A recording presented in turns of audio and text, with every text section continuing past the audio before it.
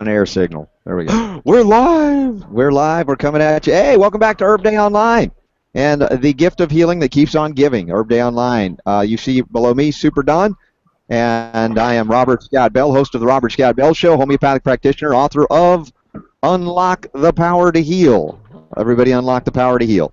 And we have a special guest again for our Herb Day Online today. We're coming at you live from Chicago, the Navy Pier for the Chicago Cannabis Conference.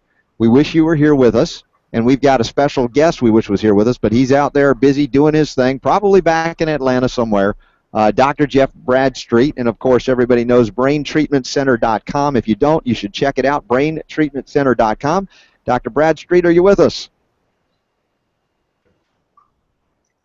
Looking good. Thanks for joining us on a Saturday. I hardly know what day, what city I'm in. I'm glad at least someone's home and planted firmly in a chair they're very familiar with. I'm actually in my library at my house here in Braselton, outside of Atlanta. So it's good to be on air with you guys. We're glad to have you on board. Also, we have Denise. Are you with us? You want to say hello to everybody with us on Herb Day Online? You've been instrumental in getting these things going. We love it.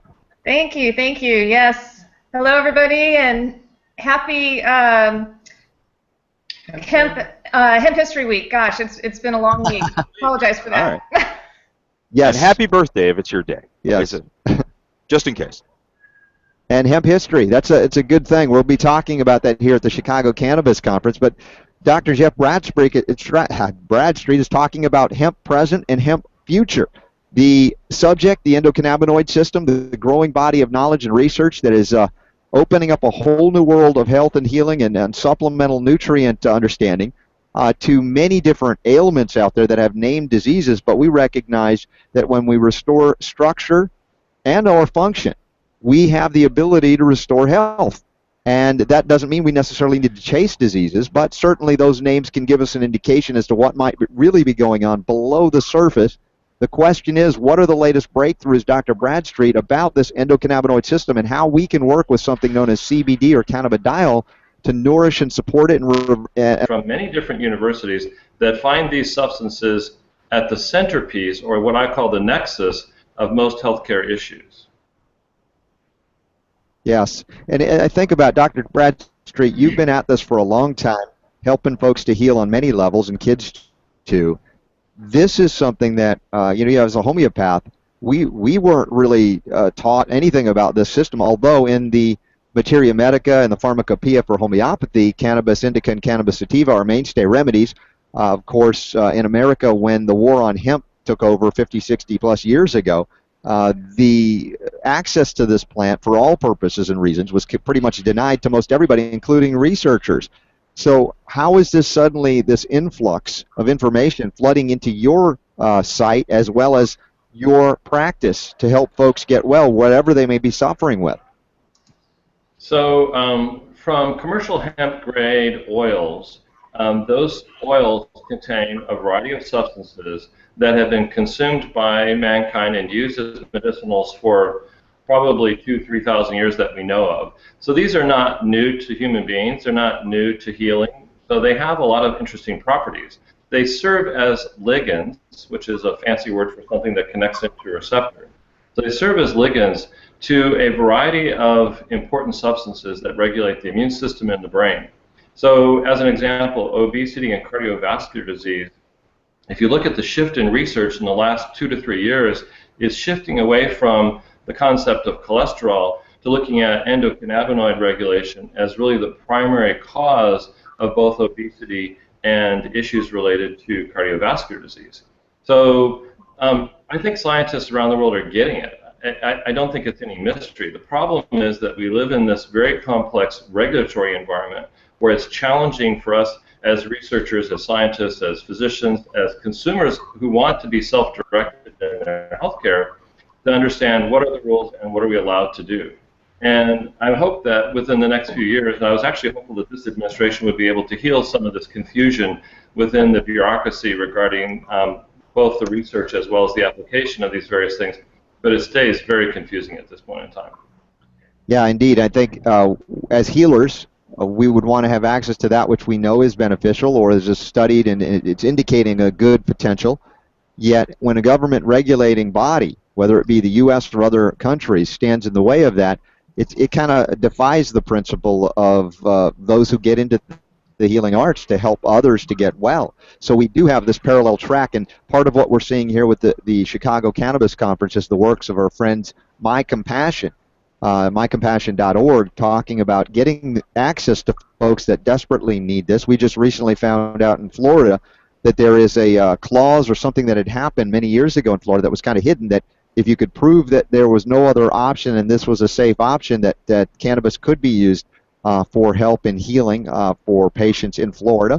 But we still got a little ways to go. I think only 22 or 23 states now have somewhat reversed or completely reversed these bans on this plant, which is absurd the more you look at it. But still, the research community in the United States, I think, and correct me if I'm wrong, seems to be lagging behind the international research community in working with this endocannabinoid system, particularly as it relates to the hemp-based plants for nourishing it. Yeah, I think if you take the sum total, if you go to PubMed as an example, and you look at where the research on the endocannabinoid pathway is coming from and where research on cannabinoid ligands, various things that can attach to those intrinsic receptors that we all have, the research is largely European. So I think that we're significantly behind where we need to be. And can the U.S. catch up? Absolutely. We have a lot of researchers. We have excellent facilities. I think there's a growing awareness in this country about the endocannabinoid pathway, but I think that we are still probably 5 years behind the power curve from where Europe's at. Mm-hmm. I agree. I think we're decades behind where we should be as a nation because of what happened so long ago with the controversial ban of this plant. It didn't happen out of nowhere. It didn't happen by accident. It didn't happen because suddenly people were being harmed by the plant. But in reality, we saw economics rule the day, monopolies, if you will. The William Randolph Hearst newspaper empire was interested in maintaining a stranglehold on the paper that it was creating from millions of acres of forests that it held. And hemp could produce 3, 4, 5 times more paper per acre than these forests and was much more renewable, so threatened the economic interest of Hearst, who then had impact in the regulators in Washington, D.C., which should be a lesson for all of us about the dangers of a large centralized bureaucracy at stifling free enterprise and also the freedom to inquire, scientific inquiry, which has been stifled also simply because of the beginnings of the threat to a number of industries that this hemp plant had posed, not harming anyone, but simply potentially harming the profits of what we might call greedy industrialists. Well, I don't want to claim to be an expert on the history of cannabis regulation. I think the good news is that in 2004, at least within the United States boundaries, work on non-psychoactive hemp oil was allowed to kind of start to move forward because of a change in regulation. I'm not an expert in the law, but from what I understand, there was a lawsuit between the Hemp Association and the DEA that resulted in the DEA essentially stepping down and relinquishing its control over hemp oil and the non-psychoactive oil derivatives. So that gave us a little bit of an opportunity to start looking at these things for a variety of conditions, and it allowed consumers to start to access those things. And now you can buy hemp milk at your local grocery store, you can buy hemp products in the beauty department, and so there's some change kind of in the wind. And then, you know, it's almost impossible to not turn on the TV and watch the nightly news and not see some sort of new controversy to have more efficient, more understandable regulation on the entire use of the plant and how it might be accessed by both physicians and consumers to do some good things. But there's dangers. This is an intoxicating plant. If you know the entire plant and some of the things like the tetrahydrocannabinols need to be used appropriately and in moderation. They do have application in medicine. There's no question that they have potential therapeutic value in medicine. The question is, how much is a good thing? And there's a variety of literature that says that you can overdo THC, while some of the other oils, if they take in combination, can moderate some of those intoxicating effects. So I think we are As you said, Robert, a long ways from where we need to be in terms of our understanding and medical research about this. These are very helpful substances, but they're also very powerful substances that we need to have more understanding. It's very interesting to recognize what you just said about the different aspects of the plant, different constituents. And, a lot of the research is going into THC and CBD. We know there are many more components, and I'm always been an advocate of whole plant therapy when we use botanicals to not just isolate and synthesize like the pharmaceutical industrial complex has done, which creates untoward, unintended consequences of toxic varieties. When you talk about maybe the CBD, perhaps balancing out the THC or something along those lines, you find nature is absolutely brilliant in its manifestation of all of these, the chemistry of an entire plant and how it works. Also, what I would say about this plant, and correct me if I'm wrong here, is that since we have receptors for the substances within it, we would also have the ability to metabolize it. Even if we were to take too much, typically it wouldn't be as deadly per se, or maybe not at all, as the synthetic varieties of these plants, in that we have limited ability to bind and excrete those versus what nature has given us for thousands of years. So the pharmaceutical model is, if you look at the medical literature, what's happening now is the pharmaceutical model is somewhat running out of new drug ideas. They've kind of exploited nature as much as they can, and the typical way that this works at a big pharmaceutical company is they'll find a molecule in nature. They'll then take that molecule and attach one thing to it, maybe a hydroxyl group, maybe a methyl group, or a sulfate here or something, and they'll change the natural substance to a new patentable substance that they can control. They can control the research, the licensing, the ultimate prescription, and truly the profits on it. Now, they're going to invest a tremendous amount of money to prove that it's an active substance that has therapeutic value and is not too toxic, whatever that means. The problem is that they've now isolated and altered nature, and it's very common for us to find out in medicine 1, 2, 3, 5 years after the release of a drug that, oh, by the way, it's toxic. It causes cardiovascular disease that we didn't understand. Oh, and by the way, it causes kidney failure that we didn't see as an initial sign of the drug. So these sorts of after-market release catastrophes have caused many drugs to be withdrawn from the market after they were approved as safe by the FDA. Mm-hmm. So I think that I completely agree with you. Nature seeks balance of these various chemicals within a living organism that are designed to work as a team, and that doesn't really fit the pharmaceutical model very well. No, it's a challenge. Super Don, you have a question? Yeah. Quick question for you. I'm just wondering for us and for the listeners, the viewers, what got you started in looking into and researching the endocannabinoid system? So we felt, and I have just to kind of give a little background to this discussion. So, absolutely. I'm a practicing physician and have a lot of interesting clinical stories that people will tell me from time to time. So they'll say, Doc, I did this and such happened, and then I'm trying to figure out, well, how can that be? What's the mechanism behind that? What's going on with that? We've known for well over a decade that the immune system in autism is significantly deranged.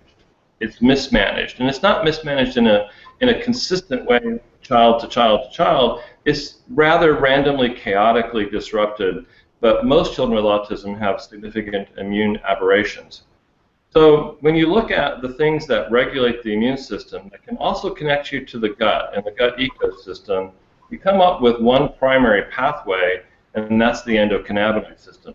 It's there, designed by nature, as a surveillance system where you as an individual can know what you eat and know that you need to eat more, or you're eating the wrong things, you need to eat different things. So your brain, your immune system, your GI tract are all linked through these endocannabinoid pathways as a means of survival on this planet.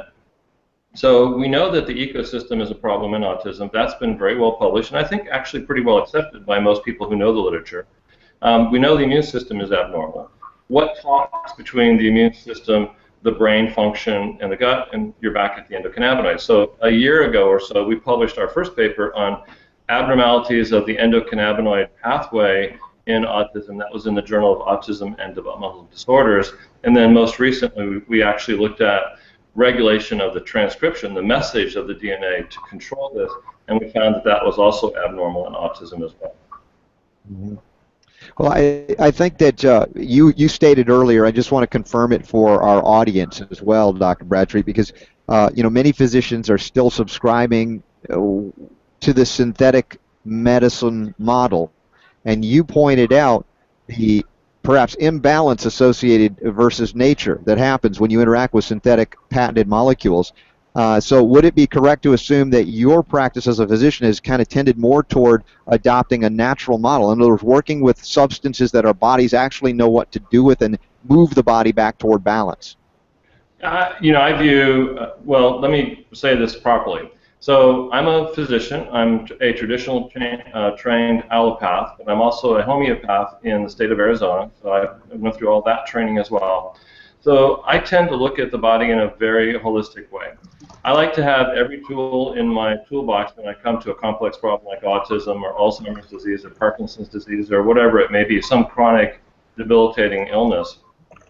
So there are occasions where, out of rescue need, I do use pharmaceutical agents. I prefer, however, to restore the basis of health, which is working within the ecosystem of the GI tract and rebuilding that appropriately, working within the nutritional foundation of the individual, making sure vitamin D and other nutrients are in adequate amounts. And then if we still have issues that we can't fix, there may be occasions where pharmaceutical agents are helpful. But that's a rarity now for me. I use kind of a supportive mechanism to get the child's health restored and allow them as an individual to go about the business of healing themselves. Beautiful. So we would safely conclude, though, if we're specific to the cannabinoids, the idea of synthesizing a cannabinoid, it would not have the same impact in the body as that which is derived from the plant as it is existing in nature. So when you move from the collection of oils that are derived from cold compression of the stalks and from seeds that don't have high levels of THC, when you move away from that concoction of things like beta-caryophyllene and cannabidiol and the 40, 50, 60 other cannabinoids that exist within that plant substance that are there to do various different things to bring about balance and harmony within that organism, to a single push, you're back in the pharmaceutical model. So even if you're extracting from plants and you're giving just one component of a plant, you're still essentially using the drug model, which is likely going to create some other imbalance. You can't push on one system in the body and not have some other system reactive to that that's going to push back and cause some other issue and some side effect that you didn't anticipate. Mm-hmm. Super Don, you got a question that's technical? Yeah, well, you hear about the different receptors. You got the CB1 and the CB2 receptors. Can you explain what is the difference between those and what does CBD do to each of those? Well, actually, it's very interesting. So there's three receptors we need to talk about: CB1, CB2, and PPAR. If you look technically at what cannabidiol, or what we're referring to as CBD, does, it largely bypasses CB1, which is primarily immunologically inert, but works within the nervous system, and CB2, which is largely immunological in nature. PPAR is actually a regulation of transcription. So cannabidiol works at the level of the DNA to control transcription of the message. Turns out to be very anti-inflammatory in terms of the change in DNA messaging for the cell. Mm-hmm. Okay. Beautiful. I love it. We're getting some good things here on this Herb Day Online event. We're talking with Dr. Jeff Bradstreet, and he's our guest. We've had him on before. In fact, he's been on the Robert Scott Bell Show when we were together at Autism 1. Speaking of Autism 1, yes, that brings up something. Last time we had you on, we talked about something as far as how cannabidiol CBD may relate to autism. And this was a big announcement, big message that we put out there. Can we revisit that for a moment? How does CBD pertain to autism? So some of the observation, and this is a consumer product that parents can access as they prefer for their children, and they've been doing that, and they've been reporting back various sorts of observations.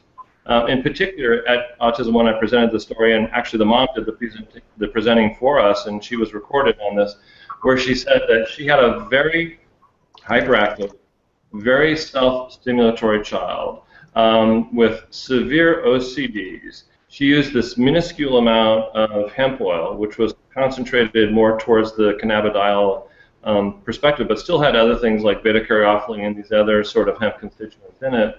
And from that day forward, and even to this day, because I just talked to her recently, the teacher grabbed her out of, when she was picking up her child from school and says, "What did you do to your kid?" And so she thought something bad had happened.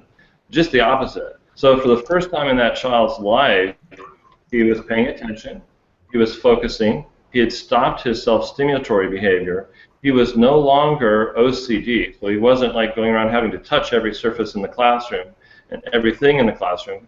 His routine had been, at the very moment that he got into school, he would go around and have to touch everything in the classroom before he could start to try and calm down. That all stopped. Now his manual skills have improved. He's able to be taught. He's getting educated now. It's pretty remarkable for a simple oil extract. Beautiful. Dr. Bradstreet, is there a direction in your research based on these findings where CBD specifically, interestingly enough, which you mentioned, and for those who are new to Herb Day Online, there's a form of CBD, cannabidiol, from the industrial hemp plant that is legal in all 50 states, that doesn't require an act of Congress in any of the 50 states. And that's the good news, as you said, for self-help, to reach out in a safe way to assist the people that are desperately in need, the children that are desperately in need. But these things are obviously maybe narrowing a focus for you as you refine the research. Are you working on anything specific to uncover another layer of this? So the next layer of our research is starting to look at the further regulation of the DNA message. So we looked at some very specific control of the cannabinoid receptors and certain inflammatory changes that were brought about, anti-inflammatory changes that were brought about because of change in the endocannabinoid signaling. Now we're going to be moving into some very specific research to look at what the DNA message is. So looking at a broader array, the full transcriptome of all of the messages that are coming out after exposure in the laboratory, where cells are exposed to these extracts, in a way that we can now start to conclude this is what the message really is. And I think that will give us better predictability about what kind of applications are appropriate. And we expect that within the next 12 months. Beautiful. Well, we expect that we'll be together again reporting on that with you. Very exciting what you're doing. We appreciate all of your work in this direction. It's interesting because spending some time with autism and working a lot with the people in the autism community, if you're familiar with the symbol that the autism community uses, it's a symbol that's made up of puzzle pieces. Right. And would you say, Dr. Bradstreet, that perhaps maybe CBD is one of those puzzle pieces, like a large piece of that puzzle that is represented in that symbol? Well, I think what I would say is that the endocannabinoid system is probably the puzzle. I mean, it's probably a big part of that puzzle, and the things that regulate it. So are cannabinoids the cure for autism? No, and what they are is they're just another form of Band-Aid. They're a natural mechanism to try and regulate a disrupted system. It still doesn't get us to why is that system disrupted. So I'm constantly pushing deeper to say, like, where's the disruption coming from? So I think that the message that we're getting out of this is what's intriguing is the fact that cannabinoids and the hemp oil derivatives from these commercial hemp plants are this powerful at correcting many of the symptoms of autism, I think speaks to this dysregulation within the endocannabinoid pathway. It's kind of like pulling back the veil and saying, hey, look at me, I'm here, I've got something going on that you need to address. So I think that's more of the picture for me in terms of what the message is. I'm happy for people who want to access that, who want to use that, who need medical guidance to give them some direction about how best to do that and ways to optimize the effectiveness of those kinds of interventions. But I think it still gets back to why do we even need that? Why do we need anything? Why are the kids broken to begin with? Why are they not functioning like a normal child developmental course? What set them off to begin with? That's still the message that has that little gap in the puzzle that needs that final piece to be put in for sure. Yeah. Right. Big question here, Dr. Bradstreet, for, let's say, a lay audience. How would we explain how the endocannabinoid system works to regulate so many functions, and how did we miss it so badly over these years? Well, I mean, you can go back in the medical literature and see that there were people waving the flag out here and saying, hey, look, the endocannabinoids are important for the last 20, 30 years. So it's been there in the medical literature. The problem is when that information hit mainstream medicine, in most countries, it stopped because doctors were like, I can't be associated with this. That's, that's that hemp stuff. That's, cannabis. I can't have anything to do with that because I'm a mainstream doctor. So pretty much everything just stalled right at the theory level and never got into the application for pharmaceutical, or I don't even like the word pharmaceutical, for medicinal means, for healing means, to try and bring about some sort of beneficial effect in the human population.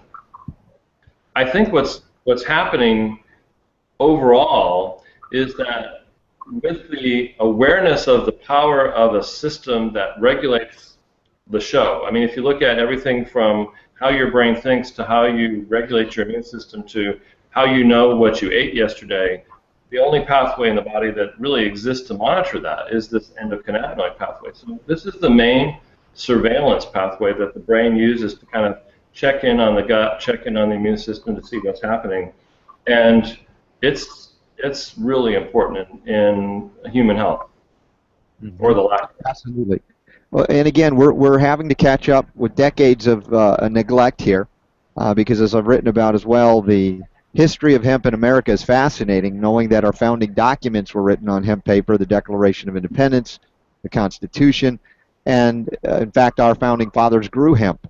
And there was a point during World War II era that we were almost, that there were public service television ads, radio ads to plant hemp for the war effort. And somewhere after that is when the industrialists decided we need a monopoly on certain flows in certain areas and industries that we have access to, and that hemp poses a threat to them. So if people have the mystery as to why, or the question as to why we abandoned this plant, if they are under the impression that it was because of the psychoactive aspect of cannabis, the THC, that was really not the reason for it. It really was an economic issue. And not only I mentioned previously with the William Randolph Hearst and the newspaper empire, the trees that would turn into paper, but you have a lot of the textile industry threatened by hemp. Cotton is threatened by hemp. You have oil, of course, the uses of oil, all of the petrochemicals that ended up into other products. Hemp is a wonderful botanical, let's say, origination point. I think there's 25,000 different possible uses for the hemp plant. I mean, it used to be, there were some American colonies. Actually, there was a law that you had to grow hemp, otherwise you'd get in trouble. Yeah, no, and then if we look, Dr. Bradstreet, into your arena, the pharmaceutical arena, we say, my goodness, how many potential areas could it threaten a drug monopoly?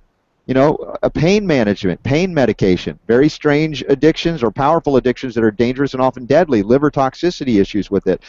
We have the psychiatric medicines, the SSRI potential, the anti-anxiety drugs. Now we're talking also seizure medicines, anti-seizure drugs. This is just one aspect of it, but these are very large industries, multi-billion-dollar industries that do not like competition. So we have to acknowledge that behind even medicine is this economic imperative to maintain a stranglehold on a monopolistic practice, again, the drug pipeline that you acknowledge is kind of drying up. They've run out of innovative new drugs, and so now the medical practitioner, the doctor, has to now embrace once and for all, and I think this is a good thing, that botanicals may be an optimal way, and that drugs should be the way as the last resort. When we have no other way, then we know that they're there, as opposed to where they've been for a long time now as the first resort. Well, there's a very interesting substance that's available in Europe, but not available in the United States, called PEA. Now, this is not phenylethylamine. It's not that product. They use the same abbreviation for a precursor fatty acid to the endocannabinoid pathway as an over-the-counter food medicine type of a product. And because I work a lot in Italy, I'm aware of this substance. So it's called palmitoylethanolamide. PEA, palmitoylethanolamide, and it has this huge body of literature showing that it can very adequately stop chronic neuropathic pain. So people that have diabetic neuropathy, people who have a disc injury with a burning sensation in their leg, people with chronic pain syndromes, this is an endocannabinoid precursor ligand that it's already approved in Europe. You can walk into your corner pharmacy and buy it without a prescription, but it's not available to people in the United States. So we actually have in Italy an ongoing research process to look at the potential applications of this fatty acid substance to autism as well. And we'll be starting off with cell viability and cell transcriptomic type of studies in Italy prior to the application to children, but it looks extremely safe. There's no prescription required. And the real question is, why don't we have it in the U.S.? Why is this natural fatty acid not available to us? And the simple truth is the cost to bring a natural substance to market in the U.S. is probably at least $50 million. For a natural substance to come to market in the U.S. and make a claim that it can treat something, $50 to $80 million is the estimate from the natural health industry that's trying to get changes into the FDA regulations. But it's tough right now to bring very helpful, natural, safe things into the U.S. market for the U.S. consumers to use. Well, I see that the model is going to have to shift, and we've seen that in the United States, while the states once again recognize the 10th Amendment to the Constitution, which provides for nullification of federal laws when the federal government has no authority granted to it, enumerated to it specifically in the Constitution, like the banning of this plant. As we've seen, 22, 23 states and climbing have now made legal in various ways or levels the CBD, of course, but also the THC form and the different varieties of cannabis. So if we move forward into this, we look at your profession, again, the medical profession. I assume that at Autism One, your colleagues were very open and receptive, but there's that larger body of allopathic medical doctors that are maybe not as open yet, or maybe they are. Have you presented at, let's say, more generalized medical conferences and seen that you've been embraced, or are you still maybe shunned a little bit because they're afraid to be aligned with the plant still? No, actually, I was just at a very large scientific congress that convened here in Atlanta, IMFAR, which is the International Meeting for Autism Research. And while there, I spoke to directors of immunology at major medical schools from the United States and around the world. And the immunological interest in the endocannabinoid pathway is really exciting and growing. So, as an example, for the treatment of multiple sclerosis, there's a large body of literature that now supports its application to multiple sclerosis, and research going on at several U.S. medical schools for the application of hemp-derived oil products for the treatment of multiple sclerosis. So with that as kind of an open door to look at its potential application in autism, there was a lot of interest. And the reason there's a lot of interest in this in the autism arena is there is no effective therapy from the pharmaceutical industry for the treatment of autism. It's not like we're competing with a drug out there. The couple of drugs that are approved for the treatment of irritability in autism don't treat autism. They just make the kids less irritable, and they have huge potential side effects. These are major antipsychotic medicines that can have permanent, lifelong disability as a consequence of their use, and that's it. That's all there is. There is nothing else approved by any drug company or anybody else that says this treats autism. So there's this vacuum that desperate parents and concerned physicians are trying to fill with some creative ways, with some varying results. I mean, there's some very good responses to things like CBD and hemp oil products, where the seizure activity reduces, the abnormal stereotypy is reduced, where the kids start to become more connected, start to join the world around their parents. I think the myth that's still associated with the hemp plant is that its use is going to make you a stoner, it's going to make you lazy, it's going to make you inactive, you're not going to be able to think, you're not going to be able to function, you're going to just be laying around bumming off your parents, man. The reality is that the proper application of it is, it's really hard not to go back to the hippy-dippy mailman. I'm old enough to remember the hippy-dippy mailman. So those of you who know George Carlin, he was quite a character. Kind of lent that sort of affect to the possible use of marijuana. And that's where the proper application of the right sort of blend of cannabinoids can be phenomenal, but we're a long ways from fully understanding how to do that. And so many physicians are absolutely paranoid that this is still that the hemp oil products are still regulated in the same way that medical marijuana is. And if they're not in a medical marijuana state, they're very concerned about that. Sure. Yeah, I think it's just a matter of education. People need to learn about what it is and what the difference is, as you said, between the CBD and the THC, which there's just education needs to go on there. Here's one question I was wondering if you could answer. If CBD helps regulate the endocannabinoid system, we've talked about how it does that. Is it possible then that CBD may be able to reduce the amount of prescription medications that people are using? I don't think there's any question that that's a possibility. We've seen, I'm licensed in California, which is a medical marijuana state. So I have a lot of experience with the California crop of patients that I have, no pun intended, where we see children be able to either reduce the amount of anti-seizure medications or get off them completely, children able to reduce their dependency on psychotropic drugs or get off of them completely through the appropriate use of these kind of blends of different cannabinoids. And it's a very specific child sort of driven intervention. Not every child, it's not like one recipe fits every kid with autism, nor does one recipe fit every individual with chronic illnesses or chronic pain or cancer or whatever they may have. So that's where a lot of people who have been working with medical marijuana, as in California for a long time, have a lot of expertise and experience, and we need to draw upon that to start to design better studies to help us be guided in a more appropriate way to make recommendations for people. Yeah, well, the thing is it's interesting. Statistics show that a person dies every 19 minutes from a prescription drug overdose. And I don't think there's been a documented case of any type of medical cannabis overdose anywhere. And so that's, getting people off those prescriptions or the prescription drugs is obviously going to save lives. And actually, one of those things, one of those things that people are taking prescription drugs for is inflammation. Mm-hmm. Now, inflammation is a problem on its own, but inflammation has a tendency to also then lead into other ailments and diseases from there. What does CBD do with inflammation? How does it affect inflammation? So let's take hemp oil as a bigger picture rather than just CBD. So CBD is cannabidiol. It's a specific component of hemp oil, but I don't want to give up on things like beta-caryophyllene and things like that. Sure.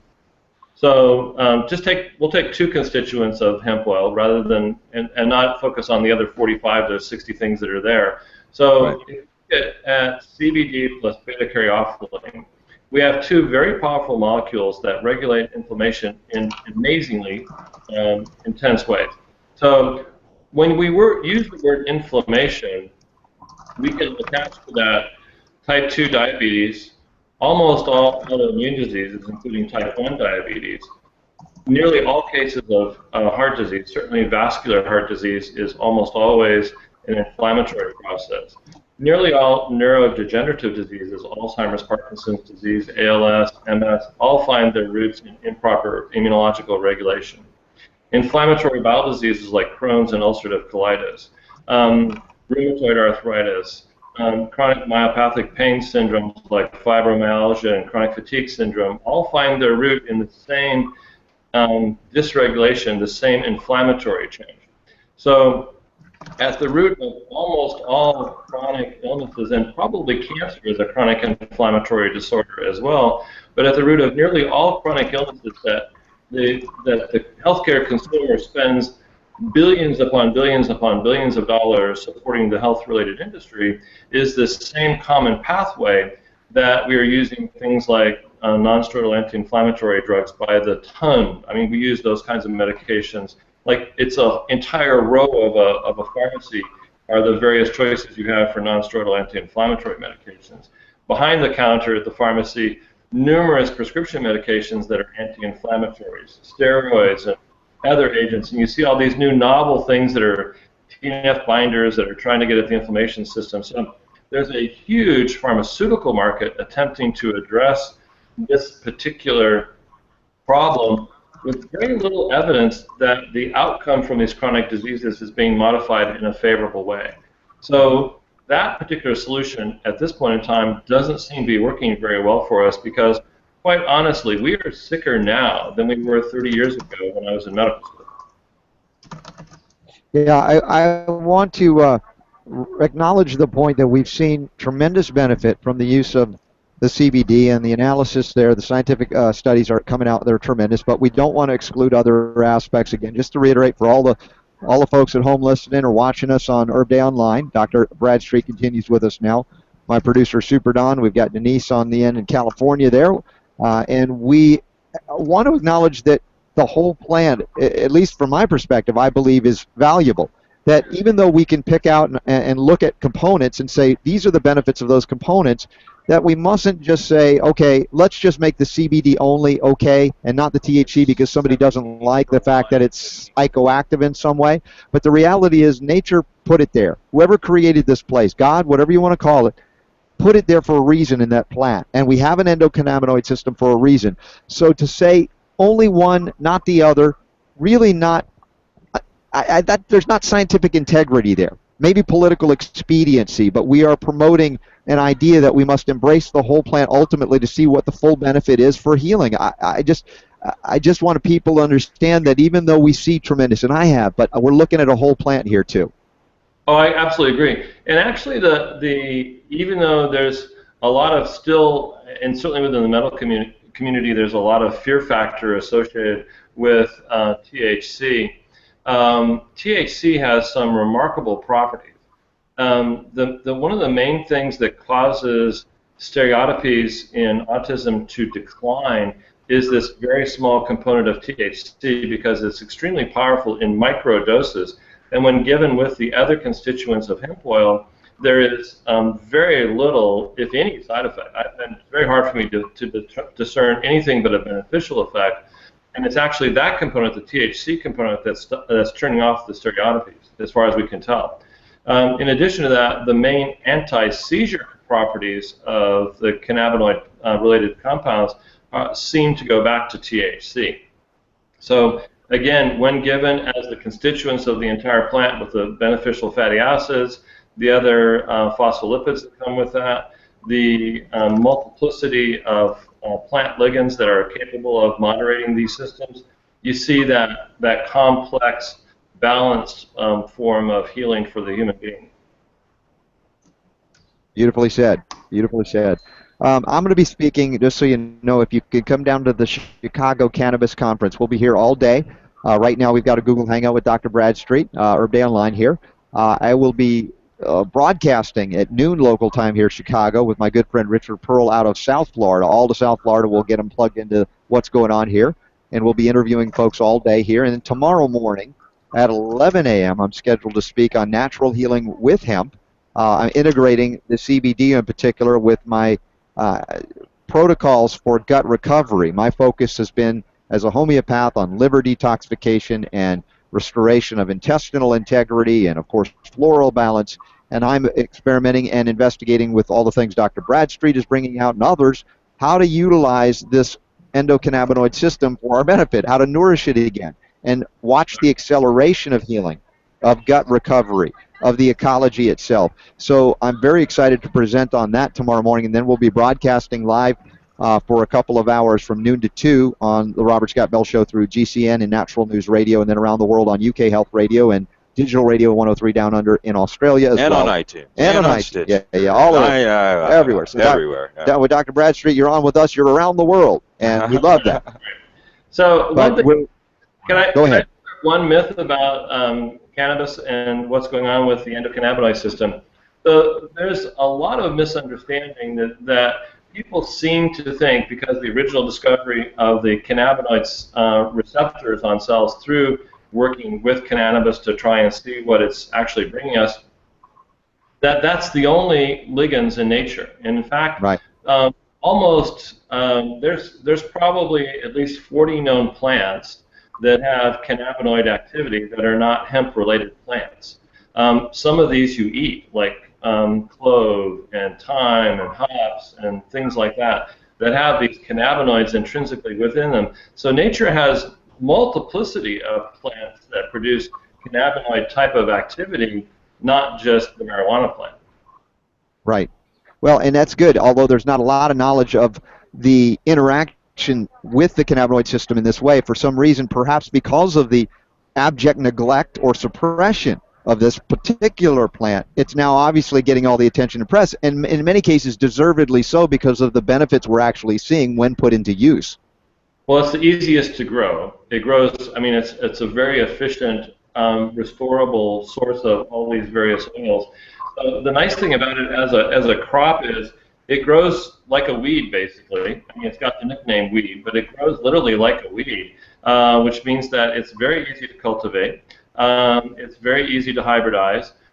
There's advantages and disadvantages to hybridization within the plant kingdom, but it's just so easy to work with. I think within the next, I don't know when we're going to get the regulations unsnarled with all this nonsense, but I'm confident within the next few years we're going to reawaken to the idea that consumers don't want to be told what they can access from Mother Nature, and they're going to try and take some more of that control back. And I hope to see that happening in the very near future. I agree. It's happening very rapidly now. It's Hemp History Week, and a lot of the history that's being revealed shows the absurdity of the ongoing restrictions and making this plant illegal. And it is reversing very rapidly now. MyCompassion.org, a great organization helping that out. I love the way they framed it as a compassionate use perspective. It's very hard to argue against that. And as we continue to see these benefits revealed in the people so desperately in need of it, it'll be harder and harder and harder for those interests to work against what is inevitable. That is the freeing up of this plant for all healing, and that is what we want to see here. Now, Larry is there with Denise in California, and he has something he wants to add, a question or comment. Larry, go ahead. Yes, I'd like to say it's nice to see that modern medicine today is starting to catch up with the traditional healers and holistic practitioners. I'm Native American, and I know that our people have been practicing with plants for hundreds, if not thousands of years, and the fact is that they do work. And over years, our people have discovered that this plant has a lot of these properties, and it works. And today, it's really nice to know that the research is coming out with the results of the benefits of hemp, but there are also many other plants that I was raised with that my grandmother and others used to prepare if we had some type of ailment for our stomach ache or whatever, and hemp was one of the plants that we have always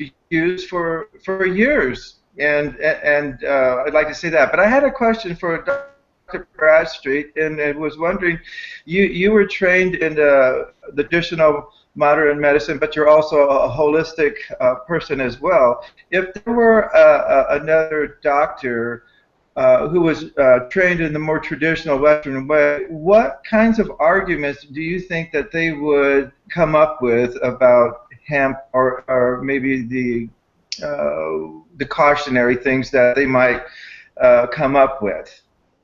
So most of the problem in the medical literature is that scientists try and limit variables. So they rarely will look at the entire plant as a laboratory testing sort of a basis. So they're not going to take hemp, put it in cell cultures, and try and decide what happens or give it to an animal as that whole thing.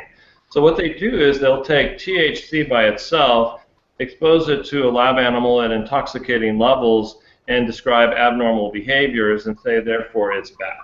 So they can find that literature, which is looking at extracts and specific one chemical substances rather than the blends, and say there can be problems, there can be issues.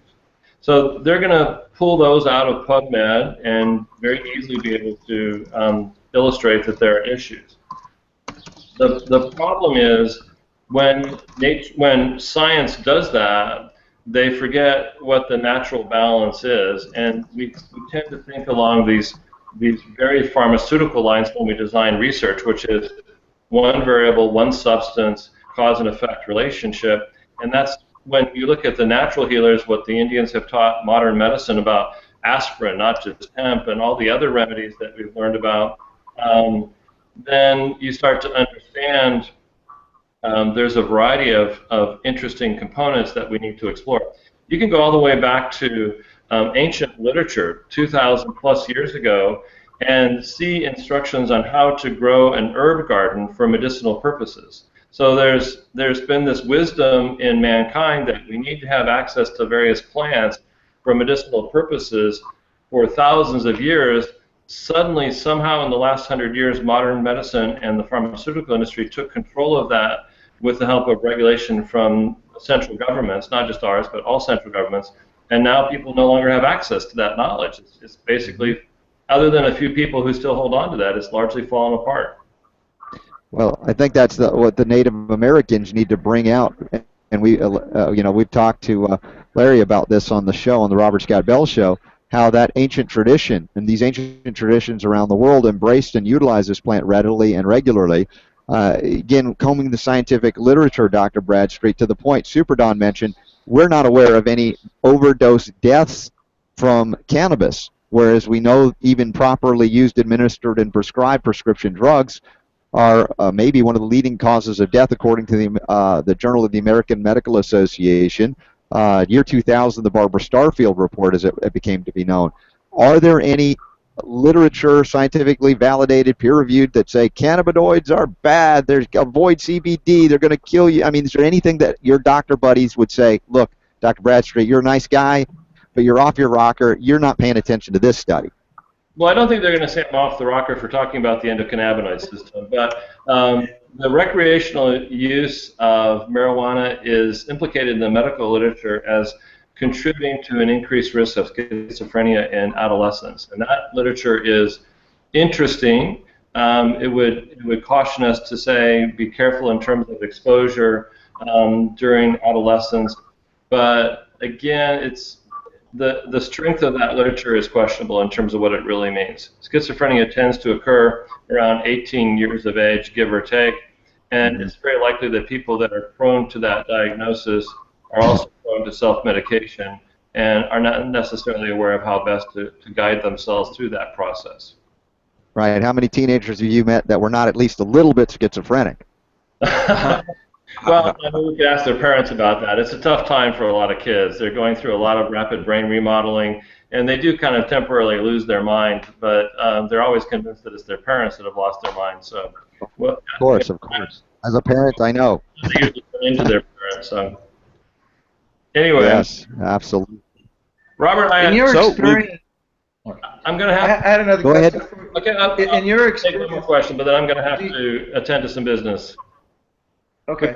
In your experience with other doctors that you have contacts with, would you say that for the most part, most of them would agree with the research and what has been exposed, become more aware with the properties of cannabidiol? Do you think that, I mean, it seems very obvious, and the facts are right there, and further research, I believe, will point this out. So do you think that there is, I think Robert pointed out, there's a shift that needs to take place, and then you came up with a figure of $50 million for this to, start becoming mainstream and all that. So do you think that it's encouraging to see other doctors like yourself being favorable to this? So I did, I think I told Robert about this last time we spoke. I did a little survey of my colleagues and I asked them, what do you know about the endocannabinoid system? And I talked to pediatricians and docs that were involved in taking care of kids with autism. And every one of the 20 docs in my survey came away with the same answer, which is nothing. They didn't know anything about the endocannabinoid system. However, if you pull out the medical literature and you start to expose them to it so that they now are educated about what's already been published, they're typically very impressed with the power and the importance of the endocannabinoid system in regulating most diseases. So whether it's cardiovascular disease or the obesity that we're facing in this country, or inflammatory bowel disease, or neurodegenerative disorders, you can find very interesting literature that supports the application. If you go to PubMed, which is open to everybody, you don't have to be a doctor to use PubMed. It's a National Library of Medicine maintained by taxpayer dollars. Type in endocannabinoid and system, you'll see thousands and thousands of references to the medical literature. So this is an area that's getting a lot more attention. The science is there. Very few doctors have applied that because they didn't see where their prescription pad is going to be influenced by that. So right now, because they can't pull out that little script pad and write down, take 2 of these and call me in the morning and let me know if you're better, it hasn't impacted their life yet, so they're not really trying to get themselves educated about it. Sure. Well, Dr. Bradstreet, we certainly appreciate the time. Every time we connect, we always learn some great things with you and appreciate your integrity within that field. Of course, it's a difficult one to navigate, as you know, and the kind of information you're revealing through your research and your practice is helping now literally millions around the world. So we'll continue to stay in touch with you on this and appreciate you hanging out with us today on Herb Day Online. My pleasure, and enjoy yourselves. Have a good time, and let's see the legislation come together to help all this be a little bit more navigable for all of us. Thanks very much. Absolutely. Yes, thank you, Dr. Bradstreet. Denise, thanks again for hosting us Herb Day Online. Another great event together. Super Don here, Chicago Cannabis Conference, and Dr. Bradstreet will connect with him again. All right. Thank you. Thank you. We'll look forward to